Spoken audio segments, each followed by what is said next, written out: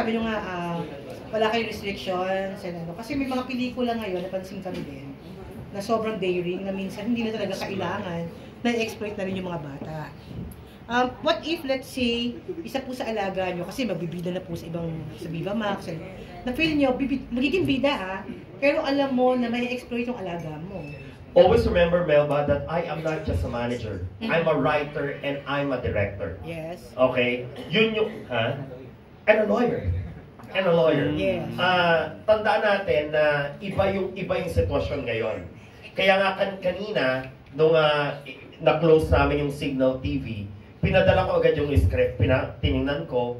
Alam mo, walang halaga yung presyo ng talent fee kasi hindi nga pinag-uusapan kung ano yun. Ang sabi ko nga sa kanya, okay na ba sa yung ganito, wala naman ako kukuning percentage. Chinek ko yung script. At nakita ko naman na beneficial for him. So sabi ko, sige, tanggapin natin.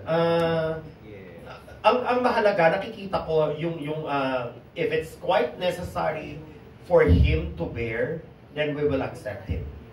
Pero kung hindi, bilang ako'y manunulat, at palangka-award din naman ako, at alam naman natin kung kakailanganing maghubad, at kung talagang superfluity lang ang paghubad, then makikipag-usap tayo. Because every work is a work in progress.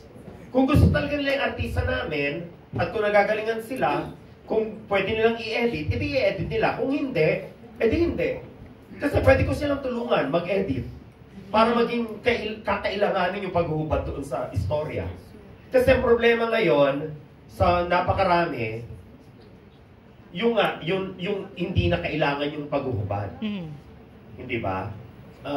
May mga galing tayong mga director, by the way, no, na ayoko na lang naka-record kayo. Kailangan yung paghuhubad. Kailangan pa rin. Kung mapapansin ninyo, yung mga award-giving bodies like FAMA, si Star Awards, ino-open kahit sa mga Viva Max at AQ Prime. Yung mga nanonominate na pelikula. That's a welcome news, by the way. Na hindi naman porke bold, basurang pelikula na. Kasi marami na naman mga pelikulang bold na magaganda. Kasi lang po, isang sikat na artista magpapahawak po sa management nyo. Kilalang talented, mahusay po talaga siya, award-winning, pero balitang may attitude. Would you accept that? Bibigyan po ba niyo ng chance? Sino ito? Wala naman pangalan. Ano lang? Kayo naman. Hypothetical question. Sino pa yan? Unang-una, kaya siyang sumikat dahil ibig sabihin may talent siya. Yes. Talent is something that it's quite easy for me to hone. Pero yung attitude, hindi mo na yun mababago. Kasi attitude na yun eh. Ang talent siguro napakadaling hulmahin, pero pagka ugali na ng tao, palagi ko, I am telling you these things because this is not my bread and butter. Ayoko ma-stress sa ganito. Correct. Okay? Kaya hindi ko kailangang ma-stress sa mga may attitude na artista. Okay na ako sa mga ganito lang. Kaya ko lang to ino-open actually, itong artist management. Sa totoo lang, dahil gusto kong makatulong sa mga batang ito. Ngayon, if you want to give me yung artista na made na at magpapamanage sa akin, pero magkaka-stress ako, wag na lang.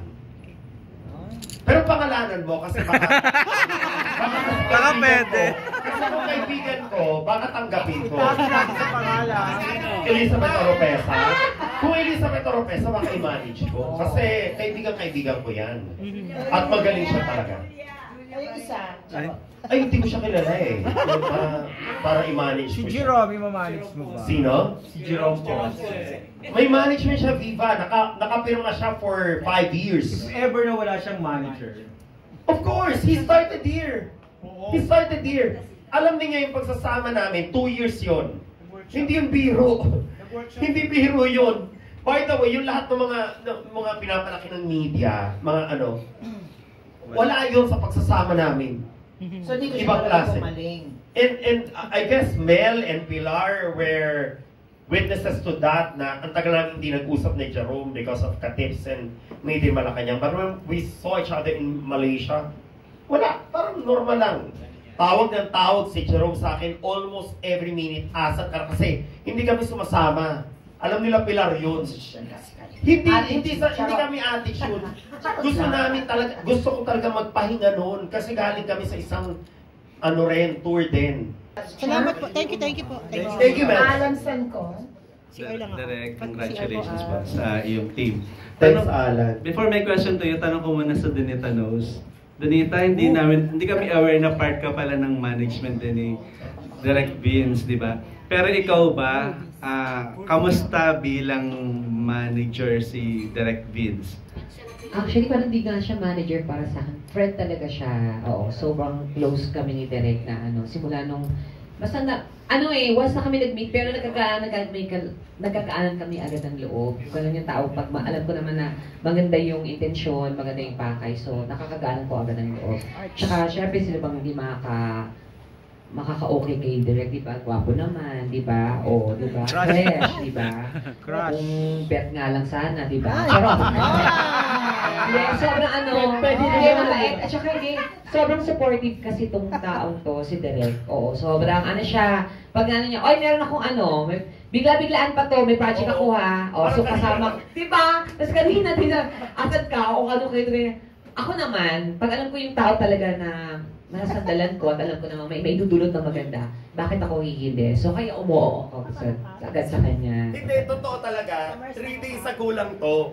3 days ago lang tong Vince Tañada Artist Management. I'm not joking. Talagang nagalit lang talaga ako na sabi ko, ang inyong mga talent, sa ganito kamahal, ang walang talent. Sorry ginawa, kanina tinawagan ko to. Sabi ko, Donita, ima-manage kita. Wala naman sila magagawa pagka sinabi ko eh. So sabi niya, direct, sige. Pumunta ka mamaya, mag-dress ka. Tapos, nagpakita to sa kanya, direct naka-white ako. Nagulo ako ka rin. Anyway, kasi sinabi ako white and black. Tapos sabi ko, okay, lahat ng trans magpula. Buti may dala to. Ha? Transformer! Dumating si Donita, nakapula. Ito, nakaputi na, naka-black na to kanina. Sabi ko, magpula ka ron. Lahat ng trans. Nakapula. Buti, may dala itong pula. Di ba pagdating ko naka-black ako? Ano siya? Delivery lang. Hindi, actually, pula yan, na-stretch lang. Naging pula. Small kasi yan, pero pula. Sibot pato talaga. Direct follow-up lang sa'yo. Kasi Ayaw. parang nasa di ba? Kumbaga, may talent management ka na, director ka, producer.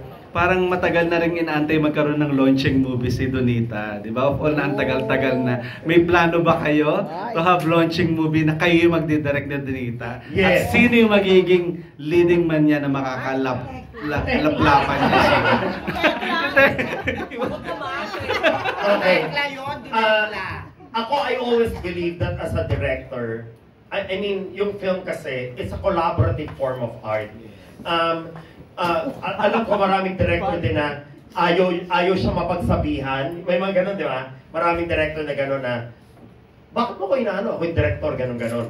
Kaya lang, napatunayan nila Donita, yung mga lahat ng na-handle ko dito sa film, sasabihin ko dito, Dons, ano yung magandang i-ano natin dito, punchline natin dito, tapos mag-uusap kami, magko-collab kami.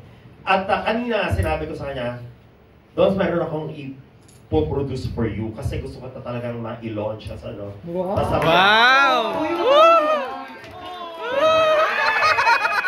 Hoy! Kung sabi na mo, ang arte ko. Ang arte. Hindi kasi ano siya na... Hindi. Maarte lang siya. Ay, hindi ba salatan? Tapos, sabi ni Donita, direct yung story sa akin manggagaling. Sabi ko, walang problema.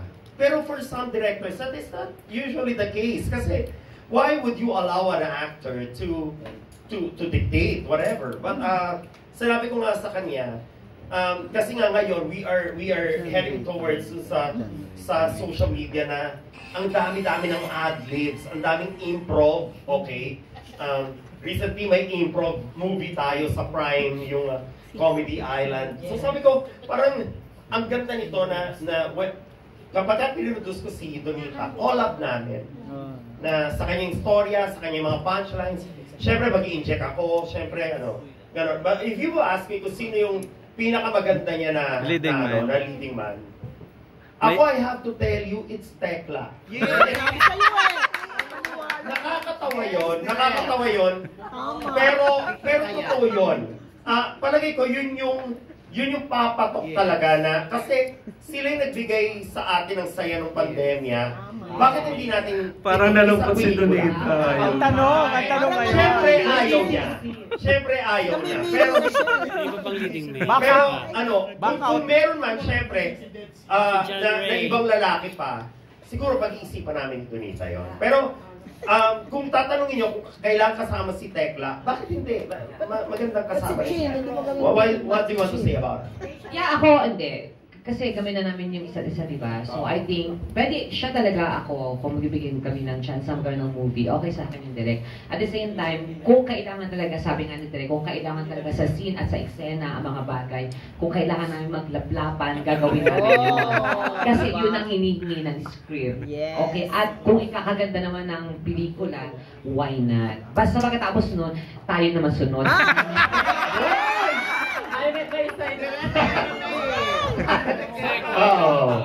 Ito?